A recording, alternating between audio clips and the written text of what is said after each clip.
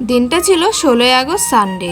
বড়মশাই ঘুম থেকে উঠে বলল, চলো আমরা আজকে কোথাও ঘুরতে যাই। আমি বললাম চলো। ঝটপট তিনজনা রেডি হয়ে গেলাম। রেডি হয়ে বেরিয়ে পড়লাম ঘোরার উদ্দেশ্যে। তো আমরা বের হওয়ার সময় আমরা প্ল্যানিং করে বেরিয়েছিলাম যে আমরা আজকে বোরেভালি সঞ্জয় গান্ধী ন্যাশনাল পার্কে ঘুরতে যাব। সেখানে গিয়ে আমরা জানতে পারি যে আপনারা ভেতরে প্রবেশ করতে পারবেন, কিন্তু পাহাড় দেখার জন্য উপরে উঠতে পারবেন না, কেননা কোনো বাস অ্যাভেলেবেল নেই।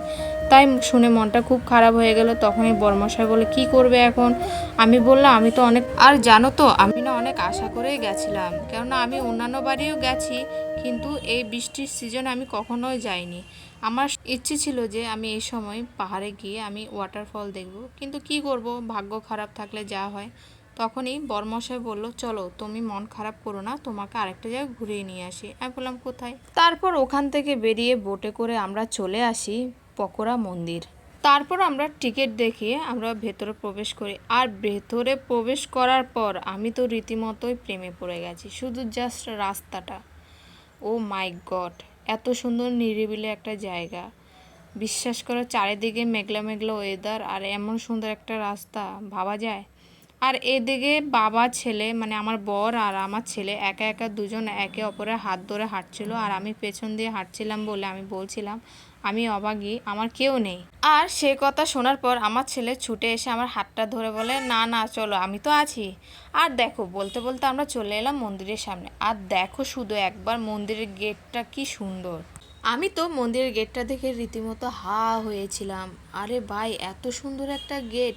তখন বর্মশাই বলে, আরে এটা হচ্ছে প্রবেশ গেট, তুমি তো ভেতরে তো এখনো যাওনি, ভেতরে গিয়ে তো তুমি পাগলে হয়ে যাবে। আর এদিকে আমরা দুজন অপেক্ষা করছিলাম বর্মশাইয়ের জন্য। আমি আর ছেলে তো চেকিং করে বেরিয়ে গেছি, আর বর্মশাই এখনো চেকিং হয়নি বলে এখনো বেরোতে পারেনি। এদিকে দেখো আমার ছেলে বদমাইশি, ওকে বারবার বলছিলাম তুই ওখানটা বসিস না, তাও ওর কথা শুনবে না। ও যেখানে যাবে সেখানে ওর বদমাইশি চালুই থাকবে। তারপর বলতে বলতে চলে এলাম মন্দিরের ভেতরে। এটা হলো পুরো যে মেন মন্দির, সে মন্দিরটায়। আর ঢোকার সাথে সাথে তো আমি চারিদিকটা দেখে শুধু অবাক, এত সুন্দর জায়গা। আর প্রচুর পরিমাণে ভিড় ছিল, যেহেতু সানডে ছিল। আর এ হলো সে পগড়া বৌদ্ধ মন্দির। বিশ্বাস করো, মন্দিরটা দেখে আমার মন প্রাণ দুটোই জুড়িয়ে গেল। আমার মনের ভিতর যে একটা কষ্ট ছিল যে আমি আজকে পাহাড় দেখতে পেলাম না, ওয়াটারফল দেখতে পেলাম না, সত্যি এই মন্দিরটা দেখার পর আমার মন প্রাণ দুটোই জুড়িয়ে গেল। আর এত সুন্দর একটা ভিউ, আর এত সুন্দর একটা ভিউর মধ্যে এই মন্দিরটা জাস্ট অবাক করা। যারা আসনি তারা তো বুঝতেই পারবে না, যারা এসছো তারা তো অবশ্যই এই মন্দিরের প্রেমে পড়ে গেছো। তারপর বর্মশা বললো চলো এই মন্দিরটার ভেতরে ঢুকবো। তো তারপর আমরা বাইরে জুতো রেখে ভেতরে প্রবেশ করলাম। আর ভেতরে প্রবেশ করার পর তো আমি তো আরও অবাক, এত সুন্দর জায়গা। ভেতরটাও অনেক সুন্দর, বাইরেটাও সুন্দর, ভেতরটাও অনেক সুন্দর। এই মন্দিরের বিশেষত্ব হলো গিয়ে তুমি যেদিকে তাকাবে সেদিকে শুধু সৌন্দর্যই ভরা। তারপরে গাইডনেস গাইড দিচ্ছিল এই মন্দিরটা কি দিয়ে তৈরি, কি আছে এতে। এর বিশেষত্ব হলো গিয়ে এই মন্দিরটার ভেতরে না কোনো সাপোর্টই নেই। তারপর উনি বললেন তোমরা যারা ভেতরে যেতে চাও অবশ্যই যেতে পারবে, কিন্তু তোমাদেরকে ওখানে 10 মিনিট বসতে হবে। আর যাদের 8 বছরের নিচে বাচ্চা রয়েছে তারা বাচ্চা নিয়ে ভেতরে প্রবেশ করতে পারবে না। তো আমার যেহেতু ছেলে 5 বছর, তাই আমি যাইনি। আমি বর্মাশাকে বলেছিলাম তুমি যাও, তুমি অন্তত ঘুরে আসো।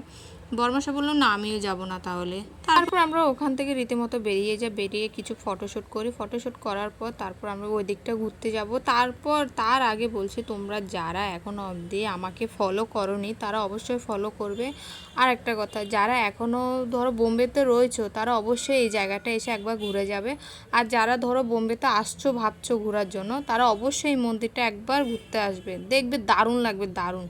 মানে আমার একদিকে মনটা খুবই খারাপ ছিল যেহেতু আমি ওয়াটারফল দেখতে পারি। আর জানো তো আমি না এই মন্দিরে প্রবেশ করার পর থেকে আমার সেই মন খারাপটা চলেই যায়। আর আমার ছেলে তো মহা খুশি, এখানে বাচ্চাদেরও খেলার জায়গা ছিল, সেটা দেখার পর থেকে ও তার বাবাকে বলে যাচ্ছিল যে আমাকে ওই জায়গাটা নিয়েছিল। তারপর আর কি ছেলেকে নিয়ে এলাম, ছেলে কিছুক্ষণ খেলাধুলা করলো। তারপর এদিকে হালকা ছিটাফোটা বৃষ্টি চালু হয়ে গেল, এদিক থেকে ওরা অ্যানাউন্স করছিল।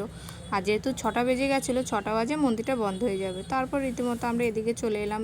আর আমি সবচেয়ে বেশি এই ভিউর প্রেমে পড়ে গেছি, এত সুন্দর একটা ভিউ। তো যথারীতি আমরা ঘোরাফেরা করে ওখান থেকে বেরিয়ে গেছি। বেরিয়ে যাওয়ার পর একটু হালকা পাতলা খাওয়া দাওয়া ছেলের আবদারে, তারপর লাস্টে আইসক্রিম খেয়ে আজকে ব্লগটা এখানে শেষ করছি। আর তোমাদের কেমন লেগেছে অবশ্যই জানাবে। যারা এখনও অবধি আমাকে সাপোর্ট করে না অবশ্যই সাপোর্ট করবে। বাই।